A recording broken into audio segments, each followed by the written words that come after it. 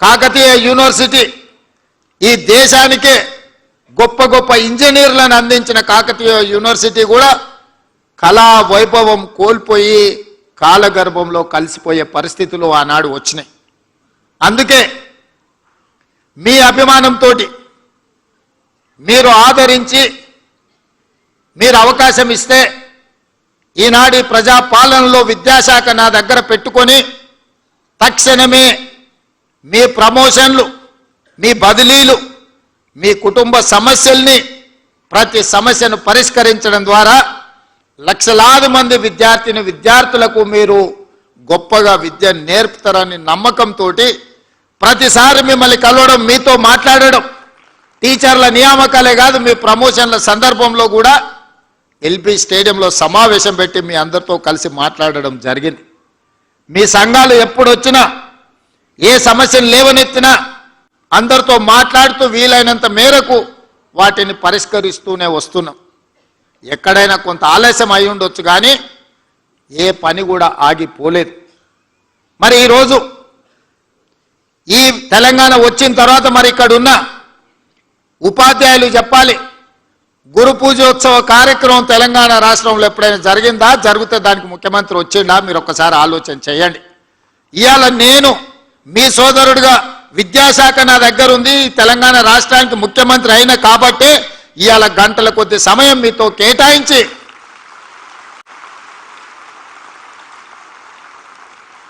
మా తెలంగాణ రాష్ట్ర పునర్నిర్మాణంలో మా ఉపాధ్యాయుల యొక్క పాత్ర ఎనలేనిది. తెలంగాణ పునర్నిర్మాణం మీ సేవలు ఎంతో అవసరం ఉన్నది అని చెప్పడానికి ఇవాళ మీ అందరినీ కలుసుకోవడం నాకు చాలా సంతోషం. ఇవాళ నేను వస్తా, పిల్లలు పెట్టిన అన్ని స్టాల్స్ చూసిన. మేము గవర్నమెంట్ స్కూల్లోనే చదువుకున్నాం. గ్రామీణ ప్రాంతం నుంచి వచ్చిన నేనేం కార్పొరేట్ స్కూల్లో చదవలే. ఈరోజు ఒక జిల్లా పరిషత్ మెంబర్ నుంచి తెలంగాణ రాష్ట్ర ముఖ్యమంత్రిగా 17 సంవత్సరాల కాగలిగిన అంటే ప్రభుత్వ పాఠశాలల్లో మీలాంటి టీచర్లు చెప్పిన చదువుకొని ఈరోజు ఈ స్థాయికి వచ్చినాం. నాకు తెలిసి ఈ వేదిక మీద ఉన్న ముఖ్యమైన వాళ్ళు ఎవరు కార్పొరేట్ స్కూల్లో చదువుకున్న వాళ్ళు ఎవరు లేరు. అంటే టీచర్ల యొక్క ప్రాధాన్యతను, టీచర్లను చిన్న చూపు చూసే సంస్కృతి ఆలోచన మా ప్రభుత్వానికి లేదు. అదేవిధంగా మనందరం కూడా విశ్లేషించుకోవాలి, మనం ఎక్కడున్నాం, మనం ఎక్కడికి వెళ్ళాలి. ఈరోజు కొన్ని వివరాలు మా టీచర్లతో నేను పంచుకోదలుచుకున్నా. తెలంగాణ రాష్ట్రంలో దాదాపుగా 27,000 ప్రభుత్వ పాఠశాలలు ఉన్నాయి. ప్రభుత్వ పాఠశాలల్లో 24 లక్షల మంది స్టూడెంట్స్ చదువుకుంటున్నారు. అదే ప్రైవేట్లో 11,000 పాఠశాలలు ఉన్నాయి. 34 లక్షల మంది పిల్లలు ఈరోజు ప్రైవేట్ పాఠశాలలలో చదువుకుంటున్నారు. దీనికి కారణం అయితే నేనై ఉండాలి, లేకపోతే మీరై ఉండాలి. మన ఇద్దరం ఈ బాధ్యత నుంచి తప్పించుకోలేము. అయితే రాష్ట్ర ముఖ్యమంత్రిగా, ప్రభుత్వంగా మీకు సరైన వసతులు, వెసులుబాటు, పిల్లలకు నమ్మకం, విశ్వాసం కల్పించే పని నా ప్రభుత్వం చేయకపోయినా ఉండాలి. ఒకవేళ అవన్నీ చేసిన అమలు చేయడంలో మీ వైపు నుంచి కొంత ఆలస్యమైన అయి ఉండాలి.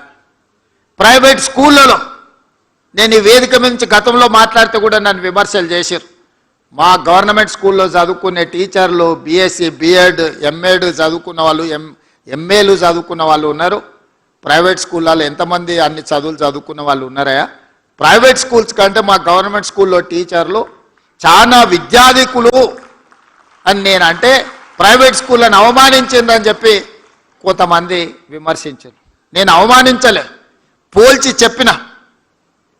ఈరోజు కూడా నేను సూచన ఒక్కటే, ప్రైవేట్ స్కూల్స్ కంటే మా గవర్నమెంట్ స్కూల్లో ఉన్న టీచర్లు అత్యధికంగా విద్యాధికులు, బాగా చదువుకున్న వాళ్ళు, సమాజం పట్ల అవగాహన ఉన్నవాళ్ళు.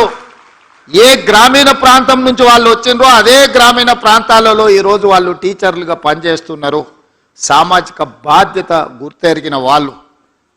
మరి వాళ్ళు సరైన విధంగా పేదలకు విద్య నేర్పాలి అని అంటే ప్రభుత్వం కూడా వాళ్ళకు కావలసిన కనీస మౌలిక వసతులను అందించాల్సిన బాధ్యత ప్రభుత్వానికి ఉన్నది. టీచర్లకు జీతాలు ఇచ్చి చేతులు దులుపుకుంటే సరిపోదు. స్కూల్ను ఊడవడానికి ఆయ ఉండాలి, గంట కొట్టడానికి అటెండర్ ఉండాలి. బాత్రూమ్లు గడగడానికి అవసరమైన మనుషులు ఉండాలి.